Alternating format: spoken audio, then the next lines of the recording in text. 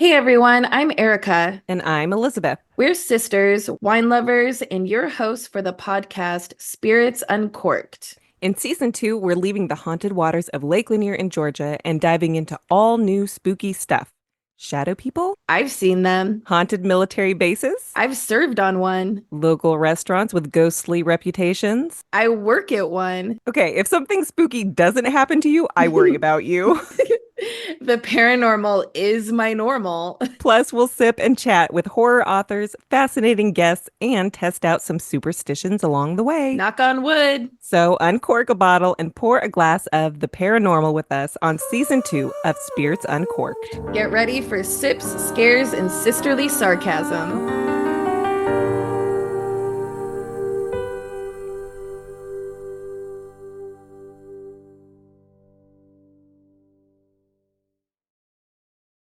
Welcome to Brew Crime, a true crime and beer podcast. Join me, Mike, and me, JT, as we explore the world of crime, conspiracies, or whatever catches our attention. This is a podcast where we pick a theme, cover a few cases, and pair them with a brew. Between themes, we do what we call Brew Crime News, a funny look at current news stories, be it crime, animals, sports, or even celebrities. You can find us on all social media at Brew Crime. Our website is brewcrime.com. And you can find us on any podcast app at Brew Crime Podcast. Join us as we discuss the horrible crimes that surround us and maybe, definitely, tip a bottle or two back as you do it. Drink with us weekly. Hello and welcome to I Talk to Ghosts. I'm your haunted host, Jennifer, a professional medium and a teller of ghost stories, and I have both for you this evening. Dear listeners, since summer is almost over, I thought let's take this opportunity to perhaps imagine together that we are at spooky summer camp. Let's gather around the campfire and I'll tell you a few ghost stories on this warm summer night. After the spooky summer stories, join me at my seance table for a message from the spirits. If you're not familiar with this portion of the episode, this is where, as a medium, I create the space to call a spirit close, connected to someone listening to the podcast. And since you're here, this connection and their message could be for you. That's later on in the podcast. But first, let's enjoy those summer ghost stories together. There's a place at the campfire ready for you to settle in with me right now.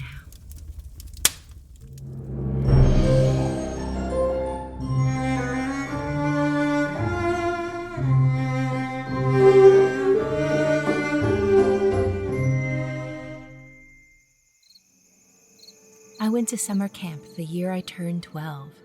It was the kind of place that smelled like pine needles and sunscreen, where the cabins creaked and the nighttime sounded louder than the day. One of our favorite games to play was hide and seek in the woods. During the day, we weren't supposed to go too far from the main trail, but no one really followed that rule. I found a spot behind a wide old tree that had a hollow in its roots, the perfect place to curl up and disappear. The cicadas were buzzing that summer, and the sun kept flickering through the branches above, making me drowsy. I tucked my knees up, rested my head against the bark, and I let my eyes close. I was so still, I could feel my own pulse in my ears. That's when I heard it, a faint crunching of leaves, slow, deliberate steps, not from the direction of camp.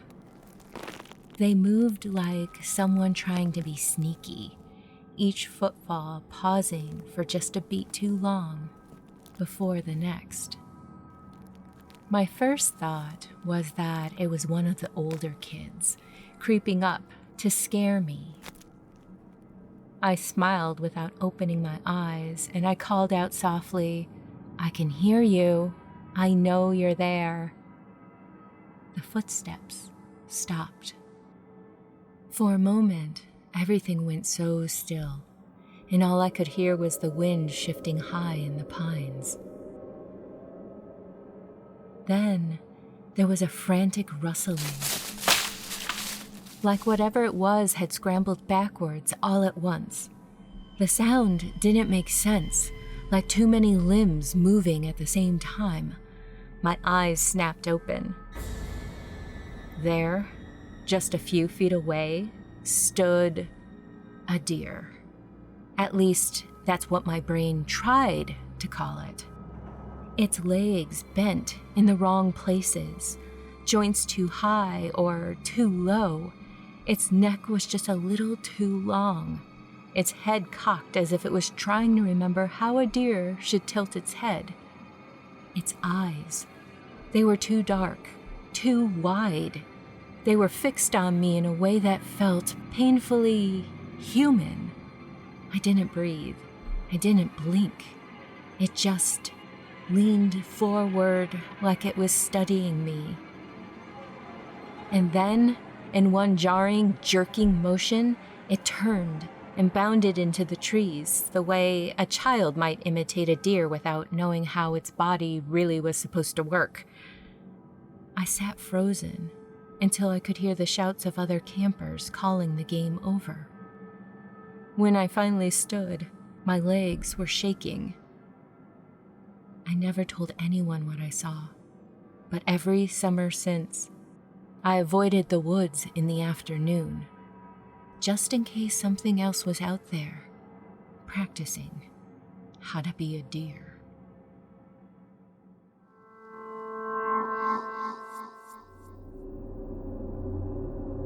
I went to a week-long summer camp when I was 13. It wasn't anything fancy, just rows of old wooden cabins tucked between the trees, the air smelling of leaves, dirt, and sap. My bunk was right against the window. I liked it during the day because I could look out and watch the light shift through the branches. But at night, it felt different. The glass turned into a black mirror, reflecting the inside of the cabin instead of the outside world. One night, I woke up for no reason. The other girls were breathing slow and even, the counselor snoring softly in the corner. I was just about to roll over when I heard it. Tap, tap, tap. It was soft, like fingernails on glass. I froze, my eyes going straight to the window beside my head. No one was there, just my own faint reflection in the darkness. I told myself it was a branch swaying in the wind, even though the air outside seemed completely still. I tried to go back to sleep. A few minutes later, this time it came from the window at the far end of the cabin, the one above the counselor's bunk. She didn't stir. None of the girls did. Then the sound moved, slowly, from one window to the next, always in threes, pausing just long enough for me to strain my ears for the next set. It was like something was circling the cabin, stopping at each window to let me know it was still there. Finally, it reached my window again. I stared hard at the glass, trying to see past my own reflection into the trees. I thought, just for a moment, I saw a pale face looking back. No features, just the shape of a face. The tapping stopped. I stayed awake until sunlight crept through the trees. When I looked outside, the dirt beneath the window was smooth, undisturbed, no footprints. But that night, I moved to the middle bunk and I didn't sleep near that window again.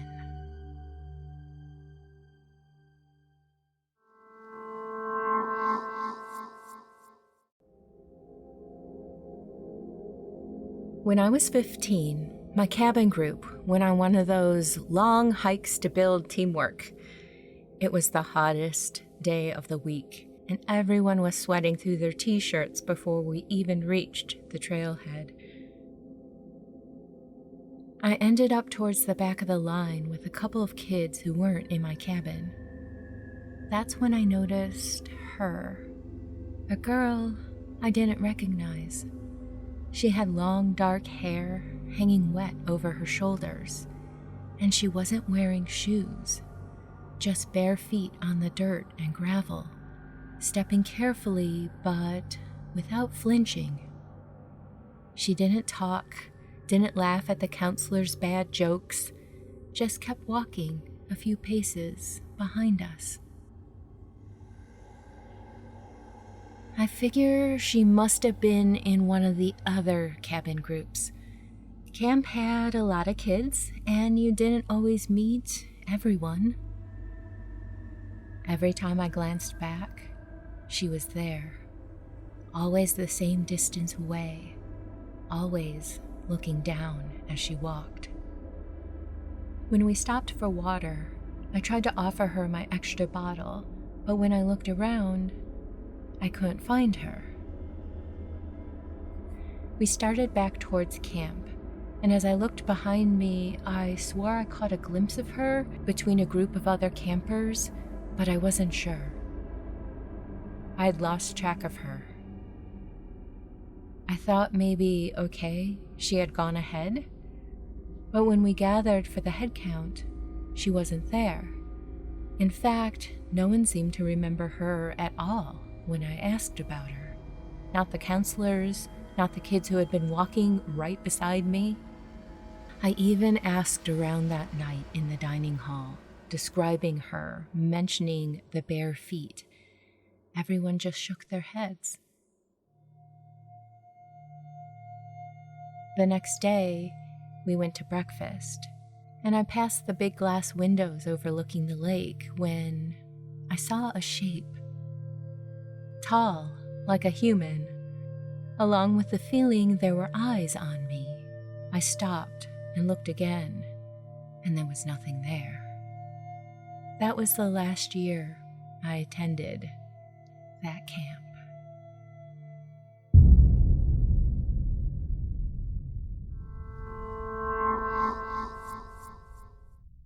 When the McLaren F1 team counts on speed, they count on Dropbox Dash. Dash finds what you need fast across all your work apps so you can focus on what matters. Learn more at dropbox.com/McLaren F1.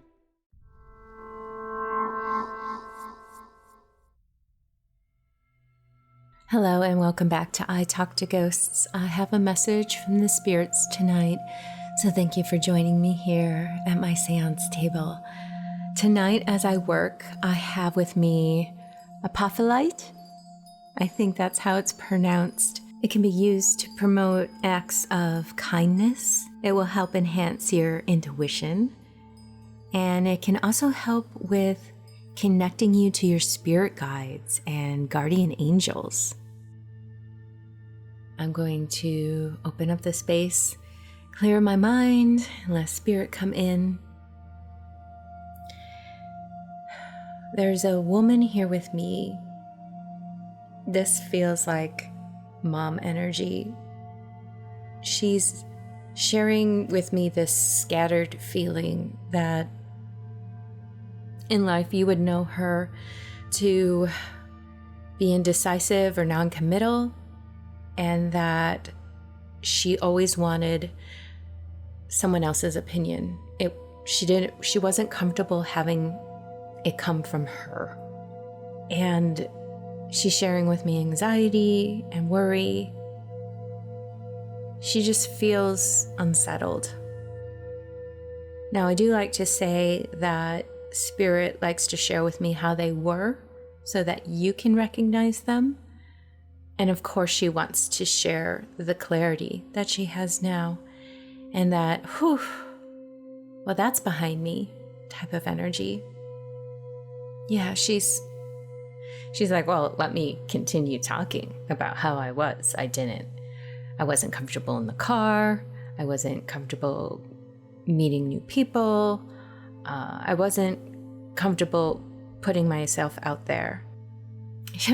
She's comparing herself to a little rabbit. She's showing me a rabbit. But her heart is just so wonderful. And I agree with this. She did her best with the tools she had while being in this human life. Her message for you is complete encouragement for you to commit to plans. Go ahead and set those goals and do them. You don't need to have them completely outlined. You just need to have that commitment to seeing it through and explore the step you're on and let those opportunities influence the next step. Let the step you're on guide you further. She says that she spent too much time focused on what was wrong, and she wants to encourage you to focus on what is right and all of the wonderful things that you have to be grateful for. And if you ever feel dejected or unsure, make sure to celebrate what you do have and how precious it is. This life is incredibly precious and fleeting, and the smallest things matter when we see it through that lens. She says that you've spent some time having to defend yourself, and hopefully you can, and maybe this is one of the goals, to create the space for yourself in your life where you don't have to do that. And this is probably something, this defensiveness is probably something that you've learned from her, and to be aware of it and to make adjustments when you notice that it's happening. But you deserve to feel stable in your life and to have that life that supports you and you feel safe in. And when I talk about safety, I don't necessarily mean, there's danger elements going on. It's more like, the feeling of being safe is very cozy, very secure. It's very home. It's very nourishing.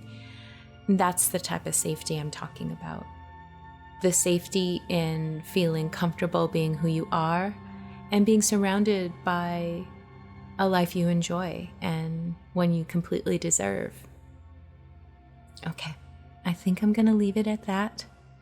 As always, if this message connects for you, please reach out. I would love to hear more. Thank you. And with that, dear listener, we have reached the end of this episode of I Talk to Ghosts. I hope you enjoyed my spirit work that I shared with you this episode, as well as those summertime ghost stories. Have you ever gone on a summer adventure and ended up experiencing something paranormal? I would love to hear about it, so please reach out. In the meantime, wherever you wander off to, in this world or the next, just remember, come back and visit with me. Have a lovely evening and good night.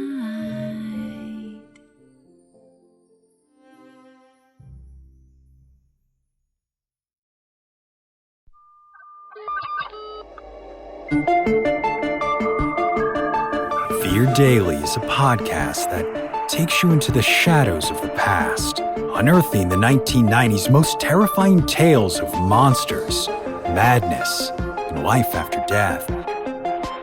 Discovered on a forgotten bulletin board server somewhere in Pennsylvania's Rust Belt, these stories are an archive of humanity's strangest encounters with the unknown, as told by the people who experienced them. Written by Brennan Storr, creator of the Ghost Story Guys, and hosted by Brandon Schecksnyder of Southern Gothic, Fear Daily is your window into the dark corners of our world. Follow Fear Daily today on your favorite podcatcher to receive new episodes Monday through Friday, each and every week. For as long as we've existed, storytelling has been at the core of what makes us human. Across every culture, we've shared tales to uncover truths, to make sense of the unimaginable, and to preserve what must never be forgotten. At Macabrium, we honor that legacy. I'm your host, Megan, and every Tuesday I guide you through immersive stories of true crime and dark history, delivering gripping narratives without distractions, just the facts, the people, and the moments that shaped history. On Sundays, you can join Derek as he uncovers eerie tales steeped in the supernatural and legends passed down through generations. Whether it's meticulously researched crimes or chilling folklore, Macabrium offers episodes that stay with you long after they end. Follow Macabrium on Spotify, Apple Podcasts, or wherever you like to listen, and we'll see you there.